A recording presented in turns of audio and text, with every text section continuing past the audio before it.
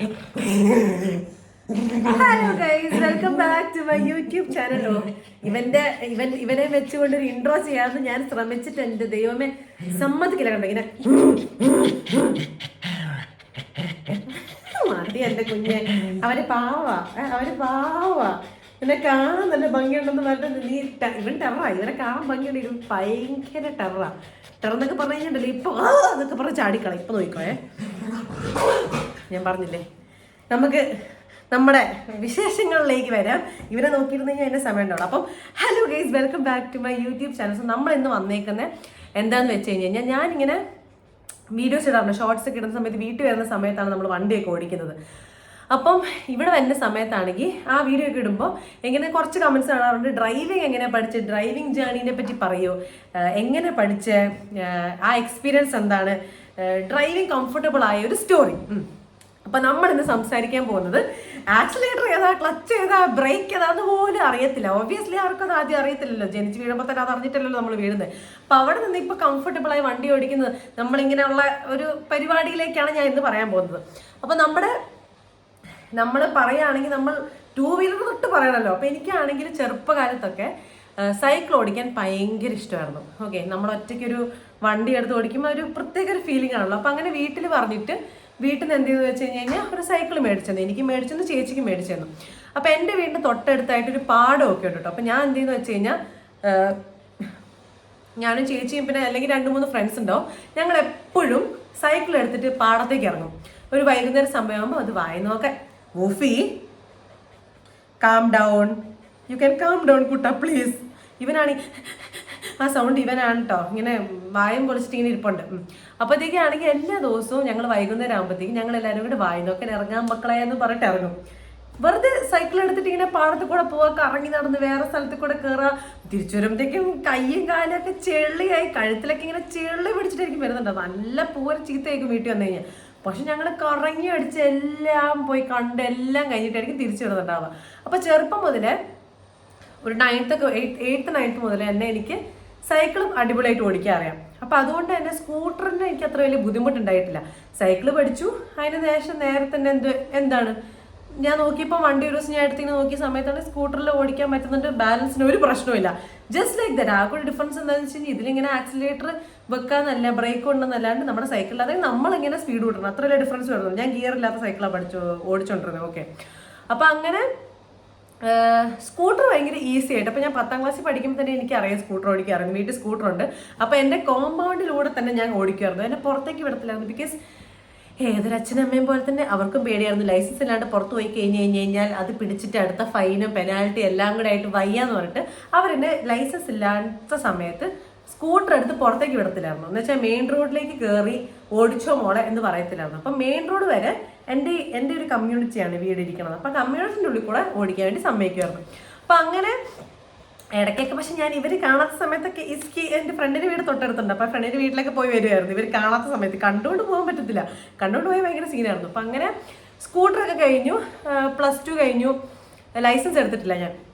അപ്പോൾ +2 കഴിഞ്ഞ് നേരെ ഞാൻ ബാംഗ്ലൂർക്ക് പോയിരുന്നു. നേരെ ഞാൻ ക്രൈസ്റ്റ് കോളേജ് ജോയിൻ ചെയ്യാൻ വേണ്ടി ബാംഗ്ലൂർ പോയതുകൊണ്ട് എനിക്ക് ലൈസൻസ് എടുക്കാനുള്ള ഒരു ഗ്യാപ്പ് കിട്ടിയിട്ടുണ്ടായിരുന്നില്ല. അപ്പം ഞാൻ ലൈസൻസ് എടുക്കുന്ന 2 വർഷം കഴിഞ്ഞിട്ടാണ്. ആക്ച്വലി പറഞ്ഞു കഴിഞ്ഞാൽ 1-2 വർഷം കഴിഞ്ഞിട്ടാണ് ഞാൻ ലൈസൻസ് എടുക്കുന്നത്. എനിക്ക് വണ്ടി ഓടിക്കാൻ അറിയെങ്കിലും ഞാൻ ലൈസൻസ് എടുത്തിട്ടുണ്ടായിരുന്നില്ല. അപ്പോൾ വണ്ടി ഓടിക്കാൻ പറ്റത്തുണ്ടായിരുന്നില്ല. അപ്പോൾ വലിയ പ്രശ്നമായിരുന്നു. നിനക്ക് 18 വയസ്സായി കഴിഞ്ഞെന്ന് പറഞ്ഞിട്ട് എന്താ കാര്യം, ലൈസൻസ് എടുക്കണ്ടേ. അപ്പം ഞാനാണ് ചോദിക്കും, നിങ്ങൾക്കൊക്കെ ലൈസൻസ് ഉണ്ടായിട്ട് എന്താ കാര്യം. പക്ഷേ എൻ്റെ വീട്ടിലെ പ്രശ്നം എന്ന് വെച്ച് കഴിഞ്ഞാൽ, എൻ്റെ വീട്ടിൽ എല്ലാവരും വണ്ടി ഓടിക്കും. അപ്പൻ വണ്ടി ഓടിക്കും, അമ്മ വണ്ടി ഓടിക്കും, ചേച്ചിയും വണ്ടി ഓടിക്കും. ഞാൻ ഇവിടെ ഡ്രൈവേഴ്സിൻ്റെ ഒരു തിക്കിക്കൂട്ടമാണ്. എല്ലാവർക്കും വേണം. എൻ്റെ അമ്മയ്ക്ക് കുഴപ്പമില്ല. അമ്മ പറയും നിങ്ങൾ ഓടിച്ചോ, എനിക്ക് ഒരു നിർബന്ധമില്ല, ഞാൻ സൈഡിൽ ഇങ്ങനെ പാസഞ്ചർ പ്രിൻസസ് ആയിട്ടിരുന്നോളാം, നിങ്ങൾ ഓടിച്ചോ. പക്ഷെ ബാക്കി ഞങ്ങൾ 3 പേര്, ഞാനും അപ്പൻ, ചേച്ചി മെയിൻ, ഞങ്ങൾ 3 പേരും അടിയാണ് വണ്ടി ഓടിക്കാൻ. എനിക്ക് വണ്ടി ഓടിക്കണം, നീ വണ്ടി ഓടിച്ചില്ല, എനിക്ക് വണ്ടി ഓടിക്കണം, എന്നൊക്കെ പറഞ്ഞിട്ട് ഭയങ്കര അടിയാട്ടോ.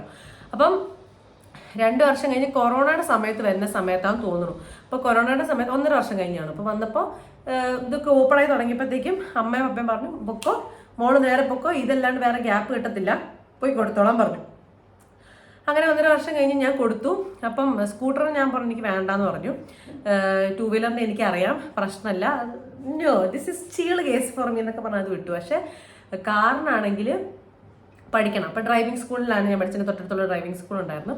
അപ്പോൾ ഒരു ഓൾട്ടോ ആയിരുന്നു എൻ്റെ ഓർമ്മയിൽ പറഞ്ഞു കഴിഞ്ഞാൽ, പണ്ടത്തെ ഓൾട്ടോ ഇല്ല, ഓൾട്ടോ ആയിരുന്നു. ഓൾട്ടോയിൽ കയറിയിട്ട് ഞാൻ നോക്കുമ്പോൾ ക്ലച്ചുണ്ട്, ഒരു കാര്യം കൊണ്ട് ക്ലച്ച് ചവിട്ടണം, മറ്റേ ഒരു കാര്യം കൊണ്ട് ബ്രേക്ക് ആക്സിലറേറ്റർ ചവിട്ടണം, ഗിയർ മാറ്റണം, റോഡിൻ്റെ അങ്ങോട്ട് നോക്കണം, നേരെ നോക്കണം, സൈഡിൽ നോക്കണം, കണ്ണാടി കൂടെ ബാക്ക് നോക്കണം, 2 കണ്ണാടി കൂടെ ബാക്ക് നോക്കണം. ഇങ്ങനെ നമ്മുടെ ശ്രദ്ധ ഒരു സമയത്ത് 10 സ്ഥലങ്ങളിൽ പോകണം. അതാണ് ഡ്രൈവിങ്ങിൻ്റെ ഒരു മഹിമ എന്ന് പറയുന്നത്. അപ്പോൾ എനിക്ക് മനസ്സിലായി, നമ്മൾ ഓർക്കണ പോലെ അത്ര എളുപ്പമല്ല, പക്ഷേ എളുപ്പമാണ് എന്നുള്ള രീതിയിലാണ് എൻ്റെ മനസ്സിലൊക്കെ. അപ്പോൾ പറഞ്ഞു ഡ്രൈവിംഗ് പഠിച്ചു കഴിഞ്ഞാൽ ഇതൊക്കെ ഈക്വലായി നമുക്ക് എന്ന് വെച്ചാൽ ഈക്വലല്ല, ഇതൊക്കെ ഭയങ്കര നോർമലായിട്ട് നമുക്ക് തോന്നും. ആ പഠിക്കുമ്പോൾ ഒരു ബുദ്ധിമുട്ടേ ഉള്ളൂന്നുണ്ടാകും. അങ്ങനെ ഡ്രൈവിംഗ് സ്കൂളും ഞാൻ ഡീസൻ്റ് ആയിട്ട് അവർ നമുക്ക് പറഞ്ഞു തരില്ല എങ്ങനെ എടുക്കണ്ടെന്നൊക്കെ പറഞ്ഞു തരില്ല. അപ്പം അങ്ങനെ ഡീസൻ്റ് ആയിട്ട് ഫസ്റ്റ് അറ്റംപ്റ്റിൽ തന്നെ നമുക്ക് പാസ്സായി. നമ്മൾ ഫസ്റ്റ് അറ്റംപ്റ്റിൽ തന്നെ ഡ്രൈവിംഗ് ക്ലിയർ ആയി, ലൈസൻസ് കിട്ടി. 2 2 വീലറിൻ്റെ 4 വീലറിൻ്റെ ലൈസൻസ് കിട്ടി. അപ്പോൾ കിട്ടിക്കഴിഞ്ഞപ്പം ഞാൻ വീട്ടിൽ പോയി പറഞ്ഞു, കമോൺ ഗൈസ്, എൻ്റെ ലൈസൻസ് ഒക്കെ കിട്ടിയിട്ടുണ്ട്, ഇനി അനിയത് വെഹിക്കിൾ, കാർ തരൂ, എനിക്ക് കാർ വേണമെന്ന് പറഞ്ഞു. അപ്പോൾ ആ സമയത്ത് എൻ്റെ വീട്ടിൽ 2 കാറാണ്, മൈക്രയും ഉണ്ട് വെന്യൂ ഉണ്ട് കേട്ടോ. അപ്പോൾ മൈക്രോ മാനുവലും വെന്യൂ ഓട്ടോമാറ്റിക്കും ആയിരുന്നു. അപ്പോൾ ഒബ്വിയസ്ലി നമ്മൾ മാനുവലിലാണല്ലോ ആദ്യം ഇങ്ങനെ പഠിച്ചു തുടങ്ങാം, എന്നുവെച്ചാൽ ഓടിച്ചു തുടങ്ങാം. അപ്പം അമ്മ പറഞ്ഞു, പിന്നെ അമ്മേനോട് ഞാൻ പറഞ്ഞു, അമ്മയോട്, അമ്മ എനിക്ക് ഓടിക്കാൻ അറിയാം. അപ്പം അമ്മ പറഞ്ഞു, അന്നപ്പോൾ ഓടിക്കും, നീ ആദ്യം ഈ വണ്ടി വീടിൻ്റെ ഉള്ളിൽ നിന്ന് തിരിച്ച് കാണിച്ചാന്ന് പറഞ്ഞു. ഞാൻ വലിയ കാര്യത്തിൻ്റെ ഷോ ഒക്കെ ഇറക്കി കാറിലിരുന്ന് മൈക്രോയിൽ കയറിയിരുന്ന് വണ്ടിയൊക്കെ എടുത്ത് ഞാൻ ഇങ്ങോട്ട് സ്വിച്ച് ഓണാക്കി. പക്ഷെ എത്ര ഇതാക്കിയിട്ടും ഒന്നെങ്കിൽ ഓഫായി പോവാണ്, അല്ലെങ്കിൽ വണ്ടി നീങ്ങുന്നില്ല ബാക്കോട്ട്. റിവേഴ്സ് എടുത്ത് ഇങ്ങനെ തിരിക്കണമല്ലോ. ഞാനാണെങ്കിൽ ഇങ്ങനെ ഇരിക്കുന്നത്, എന്താ തിരിയാത്ത ദൈവമേ, അമ്മയോട് പോയി നാണക്കേട് വേണം, പോയി ചോദിക്കാനും പറ്റില്ല. അമ്മ ഒന്ന് നോക്കിയപ്പം ഹാൻഡ് ബ്രേക്ക് നമ്മൾ ഇങ്ങനെ ആക്കിയിട്ടുണ്ടായിരുന്നില്ല, ഹാൻഡ് ബ്രേക്ക് പൊങ്ങിയിരിക്കുമായിരുന്നു. ഹാൻഡ് ബ്രേക്ക് പൊങ്ങിയിരിക്കുമ്പോൾ നിങ്ങൾക്ക് അറിയില്ല വണ്ടി നീങ്ങത്തില്ല എന്നുള്ളത്. അപ്പം അങ്ങനെ കുഞ്ഞു വലിയ മണ്ടത്തരങ്ങളും അബദ്ധങ്ങളും ഞാൻ ചെയ്തിട്ടുണ്ട്. പക്ഷെ അതൊക്കെ നമ്മുടെ ലേണിംഗ് പ്രോസസ്സിൻ്റെ ഭാഗമാണല്ലോ. അപ്പം അമ്മ പറഞ്ഞു, മോളെ നീ മനസ്സിലാക്കാൻ, നീ ഓടിക്കാനൊക്കെ പഠിച്ചു ശരിയാണ്, പക്ഷെ നിനക്ക് അതിൻ്റെ ഒരു നാക്ക് കിട്ടാണ്ട് നമുക്ക് അതുകൊണ്ട് തന്നെ ഒരു ഇക്ക ഉണ്ടായിരുന്നു കേട്ടോ, നമ്മൾക്കിങ്ങനെ ഡ്രൈവിങ്ങിനൊക്കെ ഹെൽപ്പ് ചെയ്യണം. അപ്പോൾ ഇക്കനെ വിളിച്ചു ഒരു 3-4 ദിവസത്തേക്ക്. അപ്പോഴത്തേക്ക് എനിക്ക് ബാംഗ്ലൂർ പോകാനും ആയിരുന്നു. അപ്പോൾ 3-4 ദിവസം മൈക്രോ എടുത്തിട്ട് ഞങ്ങളിങ്ങനെ എന്താ പറയുക, കോഴിക്കോട് കൂടെ പുറത്തേക്ക് ബീച്ച് ആ സൈഡിലേക്ക് വണ്ടി ഓടിച്ച് പഠിക്കുന്നതിൻ്റെ ഭാഗമായിട്ട് ഇങ്ങനെ പോയി. അപ്പോൾ ആ സമയത്താണ് ലിക്ക് പറഞ്ഞു, ഓക്കെ റെഡി ആയിട്ടുണ്ട് ഏകദേശം എന്ന് പറയുമ്പോഴത്തേക്കും ഞാൻ എൻ്റെ സ്പീഡ് കൂട്ടി. ഞാൻ വലിയ അങ്ങ് ഷോ ഇറക്കും. ബിക്കോസ് ആദ്യം ഡ്രൈവിംഗ് പഠിക്കുമ്പോൾ ആൾക്കാർക്ക് ഒരു ഷോ ഉണ്ടാവും, ഓ എനിക്ക് ഡ്രൈവിംഗ് ഒക്കെ അറിയാട്ടോ എന്ന് പറയുന്നത് ഒരു ചെറിയ ഷോ എപ്പോഴും നോർമലാണ്. അപ്പം ഞാൻ ഷോ ഇറക്കിയപ്പോഴത്തേക്കും ഒരു വണ്ടി എന്തോ മുന്നിലെന്തോ ജസ്റ്റ് ഇങ്ങനെ പാസ് ചെയ്യും. അപ്പോൾ പുള്ളിയാണെങ്കിൽ നേരെ ഹാൻഡ് ബ്രേക്ക് ഇട്ടു. കാരണം ഇവർ നേരെ ഇങ്ങനെ ഹാൻഡ് ബ്രേക്ക് ഇടുമല്ലോ, വണ്ടി നേരെ നീങ്ങാൻ. ബിക്കോസ് നേരെ പോയി എവിടെയെങ്കിലും ഇടിച്ച് കഴിഞ്ഞാൽ നമ്മളിങ്ങനെ ഡെഡെന്നുണ്ടെങ്കിൽ ഇങ്ങനെ കിടക്കും, അത് പറ്റത്തില്ലല്ലോ. അപ്പം അങ്ങനെ ഒരു കുട്ടൻ ഇവിടെ നിന്ന് നോക്കിക്കൊണ്ടിരിക്കുക സംസാരിക്കുന്നത്. അപ്പം അങ്ങനെ 3 ദിവസത്തിൽ പഠിച്ചു, ജസ്റ്റ് ഇങ്ങനെ എല്ലായിടത്തും നോക്കി പഠിക്കാൻ പഠിച്ചു. പക്ഷെ എന്നാലും എനിക്ക് തിരിച്ചു വരുമ്പോഴാണെങ്കിൽ എന്താ പറയുക, എനിക്ക് ഒറ്റയ്ക്ക് വണ്ടി എടുത്ത് പോകാനൊക്കെ ഒരു ഇതായിരുന്നു. എനിക്കാണെങ്കിൽ നമ്മൾ റൈറ്റിൽ ഇരുന്നിട്ടാണ് ഓടിക്കുന്നത്. അപ്പോൾ ലെഫ്റ്റ് സൈഡിൽ അവിടെ ഇടിക്കുമോ, വേറെ ഏതെങ്കിലും വണ്ടി ലെഫ്റ്റിൽ കൂടെ തട്ടുമോ, അപ്പം ലെഫ്റ്റിൻ്റെ ഡൈനാമിക്സ് നമുക്ക് എനിക്ക് മനസ്സിലായിട്ടുണ്ടായിരുന്നില്ല എപ്പോഴും. റൈറ്റ് സൈഡ് ഞാൻ ഓക്കെ ആയിട്ട് പോകും, എൻ്റെ സൈഡ് തട്ടാണ്ടൊക്കെ മരത്തിലൊന്നും തട്ടാണ്ട് ഞാൻ നോക്കും. പക്ഷെ ലെഫ്റ്റ് സൈഡ് ആ വണ്ടിയുടെ വലിപ്പമൊക്കെ നമുക്ക് മനസ്സിലാവണം. വണ്ടിയുടെ വലിപ്പം, വണ്ടി എങ്ങനെ തിരിഞ്ഞാൽ വളയും, എത്ര സ്പേസിലേക്ക് വണ്ടി കയറ്റാൻ പറ്റും, ഇതൊക്കെ നമുക്ക് കുറച്ച് കഴിയുമ്പോഴേ മനസ്സിലാവുള്ളൂ. ഇനിഷ്യലി ഇതൊന്നും മനസ്സിലാവത്തില്ല, ഓടിച്ച് കഴിയുമ്പോഴേ മനസ്സിലാവുള്ളൂ. അപ്പം എന്നിട്ട് ഞാൻ വണ്ടിയൊന്നും അതിലേക്ക് എടുക്കത്തില്ലായിരുന്നു. അമ്മയും ചേച്ചിയായിരുന്നു ഓടിക്കുക. അങ്ങനെ ഒരു ദിവസം ഞങ്ങളെല്ലാവരും കൂടെ കൊച്ചി പോയി ആവശ്യത്തിന്. അപ്പോൾ കൊച്ചി പോയി തിരിച്ചു വരുന്ന സമയത്ത് ഇത് വെന്യൂ എടുത്തിട്ടാട്ടോ പോയത്. അപ്പോഴത്തേക്കും മൈക്രോ ഞങ്ങൾ കൊടുത്തു, വേറെ ആൾക്ക് വേണ്ടി കൊടുത്തു. അപ്പം മാനുവൽ ഇല്ലായിരുന്നില്ല, പിന്നെ ഓട്ടോമാറ്റിക്കാണ് വീട്ടിലുള്ളത്. അപ്പോൾ അങ്ങനെ പോകുന്ന ഒരു ദിവസം തിരിച്ചു വരുമ്പോൾ അപ്പൻ എന്നോട് പറഞ്ഞു, ഊഫി കടിക്കല്ലേ, ഊഫി പ്ലീസ്, ഊഫി കടിക്കല്ലേ, അടി കിട്ടും കേട്ടോ, അമ്മ വരുമ്പോൾ ഞാൻ പറഞ്ഞു കൊടുക്കും. അപ്പോഴത്തേക്കും തിരിച്ചു വരുന്ന വഴിക്ക് അപ്പൻ പറഞ്ഞു, ചിന്നു നീ എന്നാ വണ്ടി എടുത്തോ, അപ്പൻ സൈഡിലിരിക്കാം. അമ്മ പറഞ്ഞു, എൻ്റെ പൊന്ന് പപ്പ ഞാനില്ലേ ഈ പരിപാടിക്ക്, എനിക്ക് ജീവിക്കാൻ കുറച്ചെങ്കിലും ആഗ്രഹമുണ്ട്, ഇവിടെ വണ്ടി ഓടിക്കുമ്പോൾ ഞാനിരിക്കില്ല എന്ന് അമ്മ പറഞ്ഞിട്ടോ. അപ്പോൾ എനിക്കാണെങ്കിൽ ഇങ്ങനെ സ്ത്രീ ഏതൊക്കെ വരുന്നുണ്ട്, പക്ഷെ അപ്പയാണെങ്കിൽ ഒരു കുഴപ്പമില്ല, നീ വണ്ടി ഓടിച്ചോ എന്ന് പറഞ്ഞു. അങ്ങനെ ഞാൻ വണ്ടി കയറി ഇരുന്നപ്പോൾ പതുക്കെ ആണെങ്കിൽ ട്രാഫിക് ഒന്നുമില്ല കേട്ടോ, മെയിൻ ഹൈവേ റോഡ് എന്തോ ആണ്. അപ്പോഴത്തേക്കും ഈ ക്യാമറ മെയിൻ ഹൈവേ റോഡ് എന്തോ ആണ്. അപ്പോഴത്തേക്കാണെങ്കിൽ അപ്പം പറഞ്ഞു ഒരു സീനുമില്ല, നീ ഓടിച്ചോ എന്ന് പറഞ്ഞിട്ട് അങ്ങനെ ഞാൻ ഓടിക്കാൻ തുടങ്ങി. ഓക്കെ, അപ്പോൾ ആദ്യം ഓടിച്ച സമയത്തൊന്നും വലിയ പ്രശ്നമൊന്നും ഉണ്ടായിരുന്നില്ല. ആക്ച്വലി ടു ബി ഓണസ്റ്റ് പറയുകയാണെങ്കിൽ വലിയ പ്രശ്നമൊന്നും ഉണ്ടായിരുന്നില്ല. പതുക്കെയൊക്കെ നമ്മൾ പോയി. അപ്പനാണെങ്കിലും പറഞ്ഞു, ശരിയായിട്ട് വരുന്നുണ്ട്, നീ നന്നായി ചെയ്യുന്നുണ്ട്. ഈ ക്യാമറ എൻ്റെ ദൈവമേ, ശരിയായിട്ട് ചെയ്യുന്നുണ്ടെന്നൊക്കെ പറഞ്ഞു. അങ്ങനെ നമുക്ക് കയ്യിലെടുത്തിട്ട് സൊള്ളാം. ഓക്കെ, അപ്പോഴത്തേക്കും കുറച്ച് ദൂരം പോയപ്പോഴത്തേക്കും ഓൾമോസ്റ്റ് അത്യാവശ്യം കുഴപ്പമില്ലാണ്ടൊക്കെ ആയി തുടങ്ങി. അപ്പോൾ അപ്പം പറഞ്ഞു ഓക്കെ മിടുക്കി come on you can do it എന്ന് പറഞ്ഞാൽ അങ്ങനെ കൊച്ചിയിൽ നിന്ന് കാലിക്കറ്റ് വരെ ഓൾമോസ്റ്റ് ഞാനാണ് ഫുൾ ഓടിച്ചത്. ഓക്കെ, കൈൻഡ് ഓഫ് ഫുൾ ഓടിച്ചത് ഞാൻ. അപ്പം എനിക്ക് അങ്ങോട്ട് എന്താ പറയുക, ഒരു നമ്മൾ പറയുമല്ലോ ഒരു കോൺഫിഡൻസ് ഒക്കെ എവിടെ നിന്നില്ലാണ്ടൊരു കോൺഫിഡൻസ് ഒക്കെ വന്നു കേട്ടോ. അപ്പം അങ്ങനെയാണ് ഫസ്റ്റായിട്ട് ഞാൻ പ്രോപ്പറായിട്ട് ഒറ്റയ്ക്ക് വണ്ടി ഓടിക്കുന്നത്. അതിനുശേഷം പിന്നെ അപ്പനെ അമ്മനെ ഇരുത്തിയിട്ട് ഞാനിങ്ങനെ പറഞ്ഞു ഞാൻ ഓടിച്ചോളാം, എനിക്കിങ്ങനെ ഓടിക്കാൻ നിങ്ങൾ ചാൻസ് തന്നാലല്ലേ എനിക്ക് ഓടിക്കാൻ പറ്റുള്ളൂ എന്നൊക്കെ പറഞ്ഞാൽ അങ്ങനെ ഓടിക്കാൻ തുടങ്ങി. അങ്ങനെ നമ്മൾ പതുക്കെ ഫ്ലുവൻ്റ് ആയി. ഇനി എൻ്റെ ഫസ്റ്റ് ആക്സിഡൻറ്റിലേക്ക് പോകാം. ഫസ്റ്റ് ആക്സിഡൻറ്റ് എപ്പോഴാണ് നടന്നത്, എങ്ങനെയാണ് നടന്നത്? ഇത് ആക്സിഡൻറ്റ് ഒന്നുമല്ല, ലൈക്ക് ആൾക്കാരൊന്നും ഉണ്ടായിരുന്നില്ല, വണ്ടിക്കിട്ട് നേരെ പോയി കുത്തോണ്ട് ചെയ്തത്. ഇത് എയർപോർട്ടിൽ എൻ്റെ ആൻറ്റീനെ കാണാൻ വേണ്ടി പോയ സമയം, ആൻറ്റീനെ കൂട്ടാൻ വേണ്ടി പോയതാ കേട്ടോ. അപ്പോൾ ആൻറ്റീനെ കൂട്ടാൻ വേണ്ടി പോയ സമയത്ത് ഞാൻ എന്താലോചിച്ചാൽ ഓടിച്ചത് എനിക്കിപ്പോഴും എടുത്തില്ല. അമ്മയും ഞാനും കൂടെ ഉള്ളത്. അമ്മ വണ്ടിയിൽ ഇറങ്ങി എന്നോട് ഒന്ന് പാർക്ക് ചെയ്തോളാൻ പറഞ്ഞു. അപ്പം ഞാൻ നേരെ ബ്രേക്കിന് പകരം ഞാൻ ആക്സിലറേറ്റർ അറിയാണ്ട് അമർത്തിയിട്ട് നേരെ പോയിട്ട് 2 വീലേഴ്സ് ഇങ്ങനെ നിരത്തിയിട്ടുണ്ടാവുമല്ലോ, അതിൻ്റെ മണ്ടയ്ക്ക് പോയിട്ട് ഇടിച്ചു. അപ്പോൾ 2 2 വീലർ ഇങ്ങനെ മറിഞ്ഞു, ഒന്നിൻ്റെ മുകളിൽ ഒന്നായിട്ട്. പക്ഷെ ആൾക്കാരൊന്നുമില്ല, പാർക്ക് ചെയ്തിട്ടേക്കുന്ന 2 വണ്ടികളാണ്. ഞാനാണെങ്കിൽ ദൈവം അമ്മ ഇങ്ങനെ നോക്കി പെട്ടെന്നൊരു ചേട്ടൻ കയറി, സെക്യൂരിറ്റി ചേട്ടൻ വന്നു, മോളെ നമ്പർ തന്നോ, ഇവർ വരുമ്പോൾ വിളിക്കുമ്പോൾ നിങ്ങളെ വിളിക്കാമെന്ന് പറഞ്ഞു.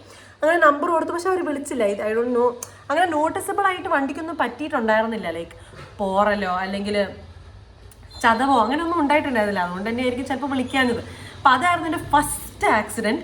ആ ആക്സിഡൻറ്റ് ആയപ്പോഴത്തേക്ക് ഞാൻ ഓർത്ത് ദൈവമേ ആൾക്കാർ വല്ലതും ഉണ്ടായിരുന്നെങ്കിൽ അവരുടെ മേത്തേക്ക് നമ്മൾ കുതിച്ച് കയറുന്ന അവസ്ഥ ആലോചിച്ച് നോക്കി. ലൈക്ക് അത് നമ്മൾ കാരണം വേറെ ആർക്ക് ഒരു പ്രശ്നം ഉണ്ടാവും അല്ലെങ്കിൽ വേറെ ആൾക്ക് ദേഹത്തിൽ എന്തെങ്കിലും അപകടം പറ്റുമെന്നൊക്കെ പറയുന്നത് നമുക്ക് സഹിക്കാൻ പറ്റുമോ? അപ്പം ഞാൻ ചെറുതായിട്ടൊന്ന് പേടിച്ച് നന്നായിട്ട്. അപ്പം അമ്മ പറഞ്ഞു കണ്ടല്ലോ ഇങ്ങനെയാണ് ഓരോ കാര്യങ്ങൾ വരുന്നത്. സോ എപ്പോഴും എൻ്റെ വീട്ടിൽ പറയുന്നൊരു അഡ്വൈസ് ഉണ്ട്, എപ്പോഴും എവിടെ ഇറങ്ങിയാലും എന്നോട് പറയുന്നത്, ചിന്നു നമ്മുടെ എന്താ പറയുക, നമ്മൾ ഓടിക്കുന്ന തെറ്റായിട്ടായിരിക്കണം എന്നില്ല ചിലപ്പം നമുക്ക് ആക്സിഡൻറ്റ് ഉണ്ടാകുന്നത്.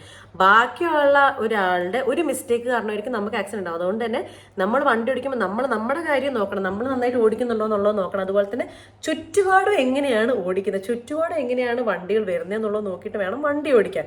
എന്നാൽ മാത്രമേ നമുക്ക് സേഫായിട്ട് എത്താൻ പറ്റുള്ളൂ എന്നുള്ളത്. അപ്പം അങ്ങനെ ഫ്ലുവൻ്റായിട്ട് ഞാൻ വണ്ടി ഓടിക്കാൻ തുടങ്ങി. പിന്നെ ഞാൻ ഒറ്റയ്ക്ക് ഒരു ദിവസം എടുത്ത് ഫ്രണ്ട്സിനെ കൊണ്ട് പോയി. അപ്പം പിന്നെ നമ്മളായല്ലോ താരം, പിന്നെ നമ്മളാണല്ലോ മെയിൻ.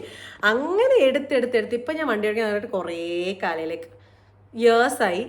ഇപ്പം ആക്ച്വലി എന്താ പറയുക, എനിക്കിഷ്ടമാണ് വണ്ടി ഓടിക്കണം. എനിക്കിങ്ങനെ വണ്ടി എടുത്തിട്ട് ഓടിച്ച് എങ്ങോട്ടേലും പോകുന്നതോ അല്ലെങ്കിൽ ചുമ്മാ ഫ്രണ്ട്സിനെ ഡ്രൈവ് കൊണ്ടുപോകുന്നതൊക്കെ എനിക്ക് ഭയങ്കര ഇഷ്ടമല്ല. ഇറ്റ്സ് ലൈക്ക് നമ്മുടെ റെസ്പോൺസിബിലിറ്റി പോലെ, നമ്മളാണ് വണ്ടിയുള്ളത്, നമ്മൾ എല്ലാം ടേക്ക് കെയർ ചെയ്യണം എന്നുള്ള ഒരു ഫീലിംഗ്.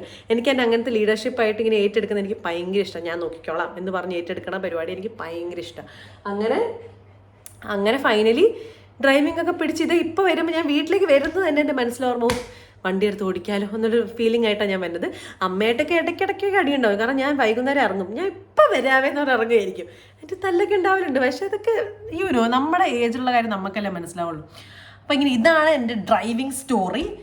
നമ്മുടെ എന്താ പറയുക, ഞാൻ എങ്ങനെയാണ് വണ്ടി ഓടിക്കാൻ പഠിച്ചത്, എൻ്റെ ഫസ്റ്റ് ആക്സിഡൻറ്റ്, ഇതൊക്കെയാണ് എൻ്റെ പരിപാടികൾ, കലാപരിപാടികൾ. അപ്പോൾ ഇത് കണ്ടിട്ട് നിങ്ങൾ ഇൻസ്പയർ ആയിട്ട് നിങ്ങൾ വണ്ടി ഓടിക്കാൻ തുടങ്ങും. ബിക്കോസ് ഒരു സ്ത്രീ എന്നല്ല ഒരു പുരുഷൻ എന്നല്ല, സ്ത്രീകളെ എന്താ പറയുക എടുത്ത് പറയണത് ഒരു ഇൻഡിപെൻഡൻസ് ആണ് നമുക്ക് കിട്ടുന്ന ഒരു ടൈപ്പ് ഓഫ്, നമ്മൾ ഫിനാൻഷ്യൽ ഇൻഡിപെൻഡൻസ് എന്ന് പറയുന്ന പോലെ തന്നെ വേറെ ഒരു ടൈപ്പ് ഓഫ് ഇൻഡിപെൻഡൻസ് ആണ് ഡ്രൈവിംഗ് എന്ന് പറയുന്നത്. നമുക്ക് ഓടിക്കാൻ തുടങ്ങുമ്പോൾ കിട്ടുന്ന ഒരു ഫീലിംഗ് ഉണ്ട്, നമുക്ക് എന്തും ഒറ്റയ്ക്ക് ചെയ്യാൻ പറ്റും എന്നുള്ളൊരു ഫീലിംഗ് നമുക്ക് കിട്ടും. ആ ഫീലിംഗ് ഇസ് നെക്സ്റ്റ് ലെവലാണ്. അത് എക്സ്പീരിയൻസ് ചെയ്ത് കഴിഞ്ഞാൽ നിങ്ങൾക്ക് മനസ്സിലാവും. നിങ്ങളതുകൊണ്ട് എന്തായാലും ഡ്രൈവിംഗ് പഠിക്കുക, വണ്ടി ഓടിക്കാൻ തുടങ്ങുക, ഇൻഡിപെൻഡൻ്റ് ആവുക. ഓക്കെ, അപ്പോൾ see you in the next vlog. Tata.